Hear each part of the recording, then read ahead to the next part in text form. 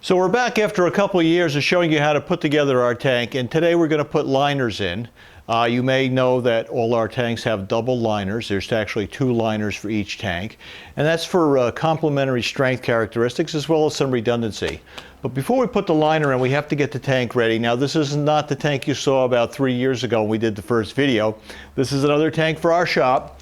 It's one that was taken out of service. We redid some things on it for our use, and I'm just getting ready to put the liner in. Before I do that, though, I like to put some duct tape over the corners where the top panels come together, just so we don't have any rough edges. It's not real critical, but it's just redundancy, something I like to do.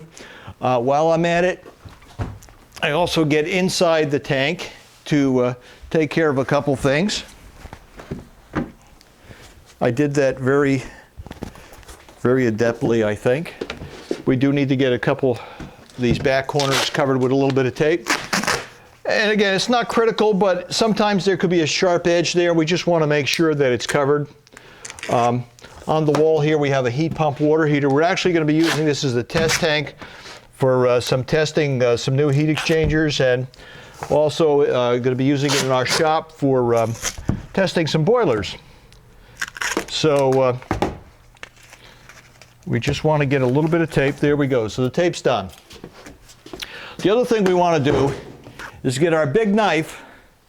We have a lot of fun with big knives here in our shop to trim the foam in between the panels. We foamed on the inside here. You can see here a little bit. And we just wanted to make sure that's all flush. So I'm just going to go around and just trim it. It's not really critical if it's not flush. It isn't going to hurt the liner. But let's get this trimmed up, and then we'll be ready to put a liner in. Okay, so I've trimmed everything on the inside of the tank, and I've got our first liner, which is a gray polyethylene liner. It's a high temperature liner. Now, the 2 liners we have are made to different dimensions. The polyethylene liner is made to fit inside the tank. It's to the inside tank dimensions. This tank, I think, is 4 feet by 62 inches. So what I'm going to do first is just kind of roughly open up this liner.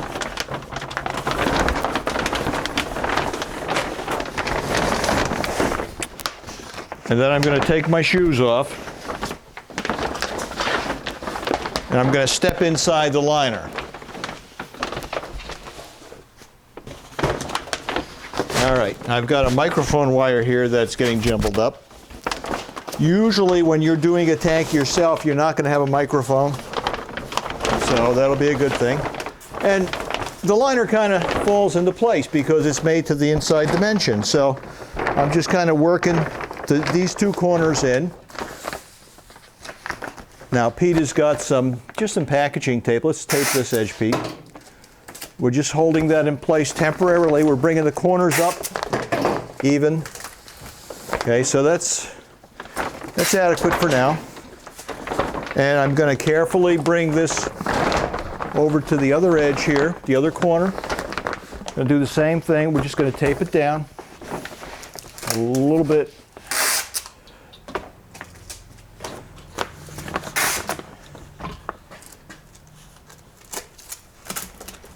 Okay, get one in the middle there. Now, let me get this corner. I keep pulling my microphone wire. Sorry about that. Okay, thank you. Now, in the directions, we usually talk about trying not to be right up against the wall. This is why, because it would be nice to be able to reach the sides here. In this corner, you can see there's no liner for here because there's 2 flanges that go over the outside. Okay, and we're bringing it right up to the edge of the weld, goes right to the top of the tank. In the back here, we are up against the wall. I didn't want to do it, but Pete did. So I like to leave a little bit of an airspace. That rule is not set in stone, and what's convenient when you do tuck it up against the wall is you can just tuck that liner into place. Now, inside the tank, I'm just kind of kicking the liner into place. I can actually get down in here now and fit the liner, which will basically just fit like a liner. We want to make sure there is no areas of the liner on any of our tanks that is unsupported.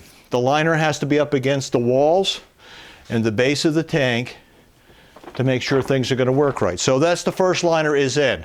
What was that, a minute? Hey, nothing to it. You'll see on this particular liner, this liner is hard to stick stuff to. That's why we use it as the outer liner. Occasionally you'll see some tape on it. That's because this material is a little bit stretchy, and we put tape on it if we see an area that we think is stretched a bit during production or even in manufacture, you know, before it gets to us when it comes off in big rolls. Not a big deal. It's made to go to the, stick to this. This is it. So this is the first liner is in. Let's get the second liner, which is our high temperature PVC liner. This is made a little bit different. Both of these liners are going to come wrapped in bubble wrap. The PVC liner is the working liner for the tank. It is made to the outside dimension of the tank. And you'll see in a minute why. Pete's going to hang on to that. You can do this by yourself. It just goes a lot quicker with two people. I'm going to step inside the liner while my microphone tries to stay outside the liner. Okay, we're going to do pretty much the same routine, except this liner is made to go over the outside. And let's do this corner. Now, the liners usually are made a little bit oversized. And we're just going to roughly fit the whole thing so you get an idea what I'm talking about. Can we tuck this one right behind here? There we go. Beautiful. Okay, so this liner is made to go over the up over the outside edge. It's made to the outside dimension, so in theory, if you had some odd thoughts, you could actually drop the liner over the outside, it would drop right to the outside. But what that means is when we put it over the outside edge like this, we're going to go down about 2 inches over the outside. This is made a little bit long because it's our shop tank. We're going to do the same deal with the tape. We're going to go down about 2 inches and just tape it in place. This is just for temporary. Yep, get it right there. Whose idea was it to put this against the wall? I'm not sure. Let's do this side too while we're at it, Pete. Now the weld, the corner weld should go right over the outside edge here, kind of the way it is here. All right, just get some tape on that. Piece in the middle. Yeah, please. We'll do the back corner in a minute. What I want to show you though first is it's a little bit oversized. We make it first it's made to fit over the outside, but generally sometimes there'll be a fold like this right here. That's okay. I get a lot of phone calls, even though it's in the manual, folks get confused when they see this. How do you seal that?